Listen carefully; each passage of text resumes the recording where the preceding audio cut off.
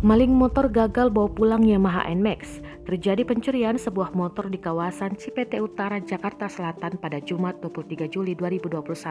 Kejadian terjadi sekitar pukul 3:21 waktu Indonesia Barat saat orang-orang masih terlelap tidur. Dalam video terlihat rekaman CCTV yang menggambarkan aksi pelaku. Video ini diunggah oleh akun Instagram @warungjurnalis.